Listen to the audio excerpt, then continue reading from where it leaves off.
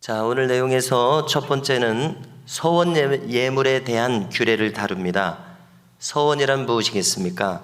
내가 하나님께 약속을 드리는 것입니다. 맹세란 무엇입니까? 한쪽이 일방적으로 쌍방이 있을지라도 내가 이렇게 꼭 하겠다, 이것이 맹세인데요, 우리 레위기에서는 하나님께서 인간에게 뭘 내가 하겠다 이렇게 일방적으로 약속을 하실 때 사용된 말입니다.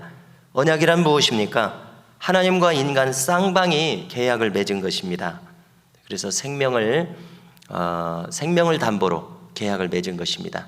그래서 하나님께서는 십자가에 예수님의 생명을 취하셨습니다. 자, 앞에 있는 주일 본문에서는 이 서원 예물에 대해서 계속 다루는데요, 사람에 대해서 또 돈으로 드릴 경우에, 가축으로 드릴 경우에, 또 집으로 바칠 경우를 각각 다뤘었습니다. 오늘은 밭을 드릴 경우입니다. 자, 그런데 모든 것은 물을 수 있다고 이렇게 기록을 해줍니다. 밭을 바쳤어도 다시 번복할 수 있습니다. 무르는 경우에는 5분의 1을 더 내야 합니다. 20%요. 이것은 속건제의 보상 비율이었습니다. 속건제물 드릴 때, 속건제는 사람에게 해를 끼쳤을 때, 그걸 배상할 때, 변상할 때와 그 다음에 성물을 훼손했을 때, 거룩을 훼손했을 때 성전이나 제사장에게 그 성물에 대해서 보상할 때 그 비율이 5분의 1입니다. 그래서 밭을 무르고자 할 때도 그것을 아마 속건제처럼 취급해서 거룩을 훼손했기 때문에 5분의 1을 더 보상해서 값을 내고 물러가라, 이런 의미로 이해가 됩니다. 자, 한편 밭에 대해서는 한 호멜지기를 어떻게 계산했냐면요, 1년치를 1세겔로 계산했습니다. 자, 학자들은 이것이 노동자의 5년 연봉이다, 이렇게 알려주고 있습니다. 네, 그래서 밭을 그렇게 계산하고 있고요. 50년을 희년으로 기준으로 해서 계산을 하도록 했습니다. 1년에 한 세겔이니까 50년은 50세겔입니다. 자, 희년이 되면은 밭을 성전에 바쳤어도 원주인에게 돌려주게 돼 있습니다. 그래서 이제 희년을 당하면서 바칠 경우에는 50세겔을 계산해서 드리게 되고요. 그 다음에 이제 희년 지나간 다음에 뭐 몇 년 지나갔다 그러면 남은 희년을 가지고 50세겔에서 빼서 한 해마다 1세겔씩 빼서 그 계산한 값이 그 밭의 서원값으로 책정된다는 다소 복잡한 내용입니다. 자, 밭을 물을 수 없는 경우가 있는데요, 성전에 바쳐진 그 밭을 성전에서 처분을 했습니다. 물러가지 않을 것이라고 생각해서 처분을 했겠죠. 그래서 타인에게 이미 넘어갔을 경우에는 물을 수 없습니다. 또 희년이 만기가 되었어도 물러가지 않을 경우가 있습니다. 그러면 영원히 성전에 귀속되는 재산이 되었습니다. 자, 우리가 듣기에는 좀 생소해도 무엇인가 보편타당하며 합리적인 그런 계산법임을 느끼게 됩니다. 그리고 하나님께 드린 것은 성물이라고 칭하고 있습니다. 거룩한 물건이라는 뜻이죠. 이렇게 성별되어 부르는 것을, 성경은 성별되어 부르는 것을 자주 하시는 것을 알 수가 있습니다. 항상 성속의 구별을 확실히 하고 있습니다. 그래서 우리가 이 정신을 우리의 삶에도 적용하는 것이 좋겠다는 마음이 듭니다. 성속의 구별이 명확하지 않은 것이, 우리의 지나간 삶을 돌이켜볼 때 명확하지 않은 것이 우리에게 문제를 일으켰습니다. 신앙생활이란 다른 한편으로 표현할 때 우리의 분별력이 점점 명확해지는 것이라고 생각을 합니다. 그래서 더 구체적으로 성속의 구별이 분명해지는 삶으로 우리가 나아가야 하겠다는 깨달음이 들어집니다. 이렇게 해서 우리가 매사에 우리의 마음을 삼가서 거룩한 것과 속된 것을 구별하면서 살아가는 것은 하나님께서 기뻐하실 태도라고 생각됩니다. 또 26절에서 33절을 묶어서 본다면요, 이 서원에 있어서 보다 구체적인 규정들을 다루고 있습니다.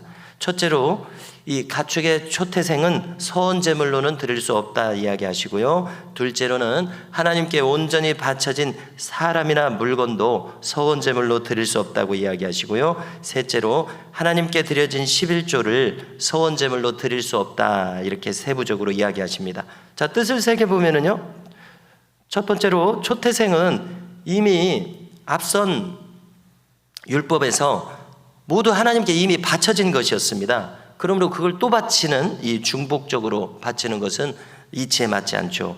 두 번째로, 하나님께 온전히 바쳐진 사람을 히브리어로 헤렘이라고 하는데요. 자, 이렇게 기억할 것 같지는 없죠. 아무튼 생소한 말입니다. 자, 이 경우에는 물은다, 즉 번복한다는 뜻입니다. 번복할 수 없습니다. 그래서 죽이라고 합니다. 그래서 이해하기가 상당히 힘듭니다. 하나님께 바쳐진 사람 죽여라. 그래서 이 학자들의 도움을 받아야 되는데요. 학자들은 이 경우가 여리고를 공격할 때처럼 전시 상황이라고 합니다. 그래서 보통 일반적으로도 전시 상황에서는 상관의 명령을 불복종하면 아군에게 막대한 피해를 끼치는 것이죠. 그럴 경우에는 즉시 사살해도 되도록 되어 있습니다. 그래서 이와 비슷한 것으로 이해가 됩니다. 전시 상황에서요. 또 다른 경우는 어떤 사람은 기간을 정한 나실인이 아니라 종신 나실인 서원을 하는 경우가 있습니다. 이렇게 종신 나실인으로 죽을 때까지 내가 하나님께 바쳐진다. 이 시대로 보면은 내가 성전에서 섬기겠다. 성전에서 복무하겠다. 이렇게 서원한 사람은 결코 번복하지 못한다는 의미입니다. 세 번째로는요, 마지막으로 11조 규정을 다루고 있습니다. 최초의 11조를 우리가 성경 어디서 찾게 됩니까? 아브라함이 메소포타미아 그 대국의 연합군과 싸워서 승리하고 돌아왔을 때 살레망 멜기세덱에게 11조를 드렸습니다. 살레망 멜기세덱은 왕이자 또 지극히 거룩한 하나님의 제사장이라고 그랬죠. 그러니까 하나님께 바친 것이나 마찬가지죠. 그 다음에는 야곱이 하나님께 평생 자기를 헌신하는 그런 기도 내용이 나옵니다. 어제도 베델을 언급했는데요. 하나님께 11조를 서원하고 있었습니다.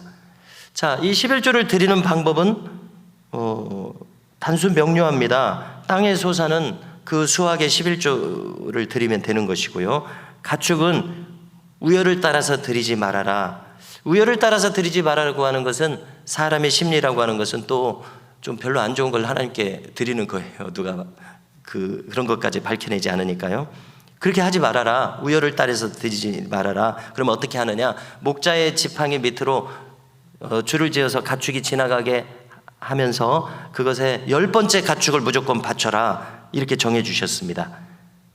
자, 11조에 대해서는 안 드려도 된다고 가르치는 사람들이 있습니다. 그들을 저는 불순하다고 생각하는데요. 그들을 살펴보면은요, 전부 목회를 안 하는 사람들입니다. 목회를 혹은 부실하게 하는 사람들이 하는 말입니다.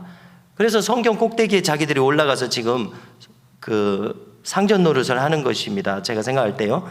그래서 하나님께서는 어떻게 그런 사람들에게 천하보다도 귀한 영혼을 맡기겠느냐, 그렇게 생각이 됩니다. 그들이 살아가는 모습도 그 결과로 그렇게 나타나고 있고요. 그래서 우리는 예수님 말씀을 들어야 됩니다. 바리새인들이 책망받은 것은 뭐 때문이었냐면 박하와 근채와 회양의 11조까지도 하면서, 그러니까 아주 작은 것의 11조까지도 하면서 율법에 더 중한 바 의와 인과 신을 버렸기 때문입니다. 책망하신 것은요. 그래서 아주 사소한 것에 11조까지도 하면서 그 형식은 그렇게 대단한 형식을 가졌으면서도 율법의 정신은 사랑인데 그것을 저버렸습니다. 의로운 마음, 인, 사랑과 자비로운 마음, 신, 믿음, 이런 더 귀한 덕목들을 버려버렸습니다. 그래서 생명을 살렸어도 안식일에 일했다고 막 예수님을 공격합니다.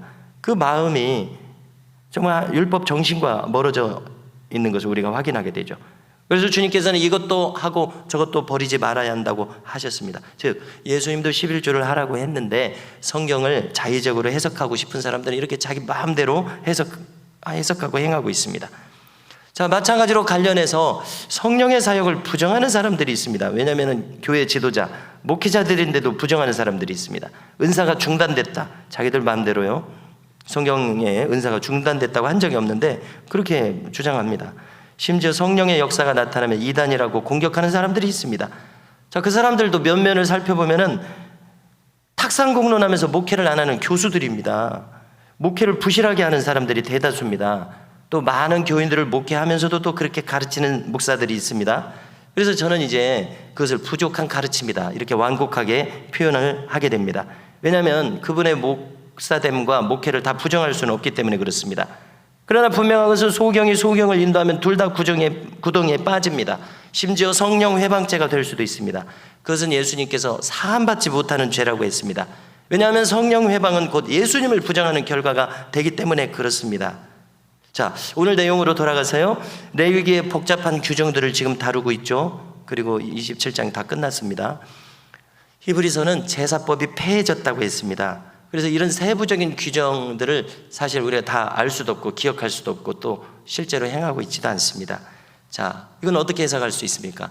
원본이신 예수님께서 오셨기 때문에 예수님 안에서 이 모든 것이 다 포함되어 있습니다. 수렴되어 있습니다. 그러나 우리가 형식은 폐하되 정신은 살아 있습니다. 정신까지 폐하면 안 됩니다. 그래서 율법에 정통한 바울이 이 율법 정신을 로마서 12장 1절에 담았다고 생각하게 됩니다. 뭐라고 말씀합니까? 그러므로 형제들아 내가 하나님의 모든 자비하심으로 너희를 권하노니 너희 몸을 하나님이 기뻐하시는 거룩한 산 제물로 드리라. 이는 너희가 드릴 영적 예배니라. 이렇게 요약해 줬다고 생각합니다. 신약 시대의 교회를 사는 우리에게 우리의 온 몸과 마음을 들여서 우리 자신을 산 제물로 드리라고 권면하고 있습니다. 이것이 우리가 드릴 영적 예배라고 했는데요, 이 원어의 뜻은 무슨 뜻입니까? 마땅한 예배라는 뜻입니다. 즉 우리가 하나님의 뜻을 이렇게 다 알았으면 이렇게 하는 것이 합리적인 예배 정신이라는 의미입니다. 성도 여러분, 자, 우리 자신은 십자가에서 값주고 사신 바 되어서 나는 나의 것이 아닙니다. 놀랍게도요, 나는 주님의 것임을 믿습니다. 그래서 주님 기뻐하시는 대로 우리의 온 삶과 마음을 아예 맡기고 사는 이 놀라운 은혜가 오늘도 우리 모두에게 충만하기를 간절히 소망합니다.